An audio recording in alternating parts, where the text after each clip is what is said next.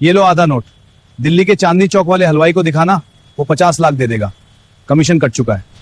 नमस्कार दोस्तों, जो अभी आपने देखा वो कोई फिल्मी सीन नहीं है, बल्कि एक समानांतर अर्थव्यवस्था यानी पैरेलल इकोनॉमी है, जिसे हम हवाला कहते हैं। कल्पना कीजिए एक ऐसा सिस्टम जहां हजारों डॉलर समुद्र पार कर जाते हैं, लेकिन एक कागज का टुकड़ा तक सरहद पार नहीं करता।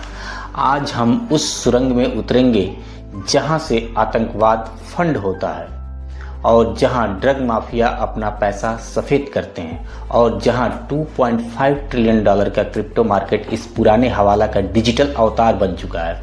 कैसे 300 बिलियन डॉलर का काला कारोबार चलता है। बिटकॉइन उस समय का नया डिजिटल हवाला है, और डोनाल्ड ट्रंप अचानक क्रिप्टो के इतने बड़े फैन कैसे हो गए। तो चलिए इस काले खेल की परतें खोलते हैं। दोस्तों, क्रिप्टो को अक्सर फ्यूचर ऑफ मनी कहा जाता है, लेकिन क्या ये वाकई पैसा है? रुपया या डॉलर गिर सकता है क्योंकि वो सरकारी नीतियों पर निर्भर करता है, लेकिन क्रिप्टो जैसे बिटकॉइन ब्लॉकचेन पर चलता है।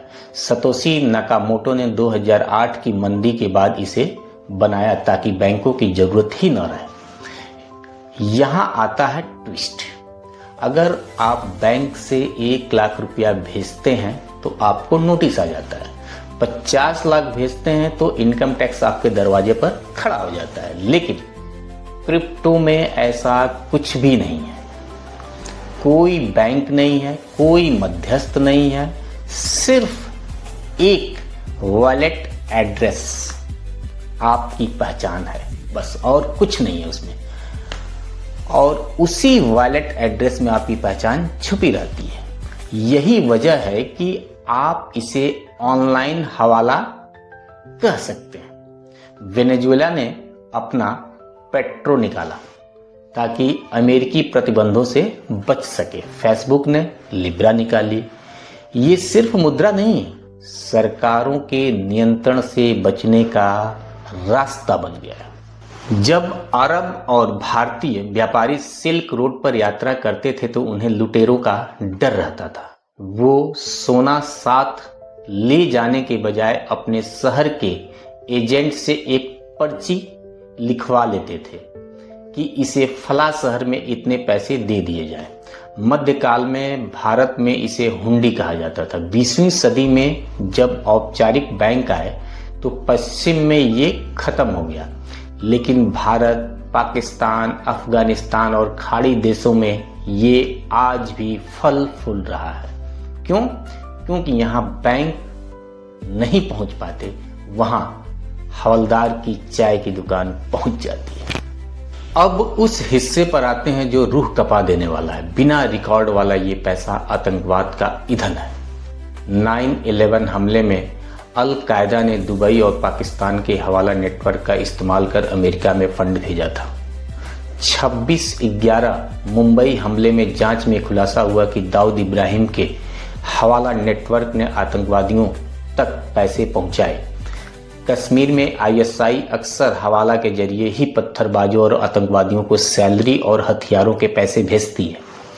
गल्फ में कोई डोनेशन देता है तो उसका कोड भारत के किसी स्लीपर सेल को मिलता है और वो लोकल हवलदार से कैश ले लेता है, और उस कैश से विस्फोट खरीदे जाते हैं। पुलिस अब किसे पकड़े जब कोई रसीद ही नहीं है? चलिए अब नंबर्स की बात करते हैं। हवाला का आकार वर्ल्ड बैंक और IMF के अनुसार अनौपचारिक चैनलों से हर साल 300 बिलियन डॉलर यानी करीब 25 लाख करोड़ रुपए इधर उधर होते हैं। अफगानिस्तान की 90% अर्थव्यवस्था इसी पर टिकी है। आज कुल क्रिप्टो मार्केट कैप 2.5 से 2.6 ट्रिलियन डॉलर है। इसमें अकेले बिटकॉइन का हिस्सा 1.4 ट्रिलियन डॉलर से ज्यादा है।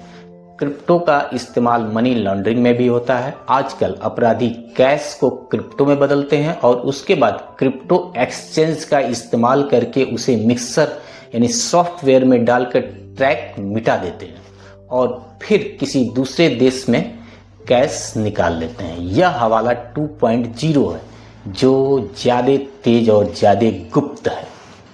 यहाँ एक दिलचस्प मोड़ है। जो डोनाल्ड ट्रंप कभी क्रिप्टो को स्कैम कहते थे, वो आज खुद को क्रिप्टो प्रेसिडेंट कह रहे हैं। क्यों? क्योंकि इसके पीछे वोट बैंक और फंडिंग है। अमेरिका में लाखों युवा क्रिप्टो में निवेश करते हैं। ट्रंप को पता है सिलिकॉन वैली के बड़े दानदाता क्रिप्टो समर्थक हैं। ट्रंप का मानना है कि अगर अमेरिका क्रिप्टो को नहीं अपनाएगा तो चीन इस तकनीकी में आगे निकल जाएगा। ट्रंप का तर्क है कि स्टेबल क्वाइन असल में अमेरिकी डॉलर की मांग बढ़ा सकते हैं, जिससे वैश्विक बाजार पर अमेरिका का दबदबा बना रहेगा। पर कुछ अर्थशास्त्री कहते हैं अगर क्रिप्टो को बहुत ज़्यादा छूट मिली तो रेगुलेशंस खत्म हो जाएंगे और हवाला जैसा कारोबार फलेगा फूलेगा और बहुत ज़्यादा बढ़ जाएगा।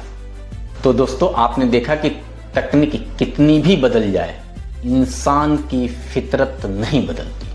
8वीं सदी का हवाला आज 21वीं सदी का डिजिटल टोकन बन चुका है। व्यापार के लिए ये वरदान हो सकता है, लेकिन आतंकवाद और भ्रष्टाचार के लिए ये सबसे बड़ा हथियार है। सरकारों के लिए चुनौती ये है कि वो विकास को बिना रोके इस काले छेद यानी ब्लैक होल को कैसे भरे।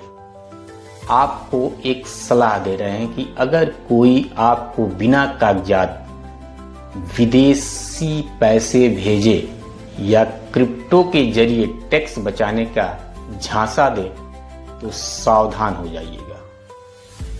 हो सकता है कि आप अनजाने में किसी आतंकी नेटवर्क का हिस्सा बन सकते हैं। कोई बोले बस पैसे आगे भेज दो, या अचानक विदेश से पैसे आए तो समझ जाओ मामला गड़बड़ है। आपका बैंक अकाउंट किसी को मत दो। अनजान पैसे को तुरंत रिजेक्ट करो। KYC वेरीफाई किए बिना ट्रांजैक्शन मत करो। भारत में रिजर्व बैंक ऑफ इंडिया और फाइनेंशियल इंटेलिजेंस यूनिट इंडिया ऐसे मामलों पर नज़र रखते हैं। याद रखो, आसान पैसा मतलब बड़ा खतरा। वीडियो कैसा लगा कमेंट में अपनी राय जरूर दें। लाइक करें, शेयर करें और सब्सक्राइब करना न भूलें। जय हिंद।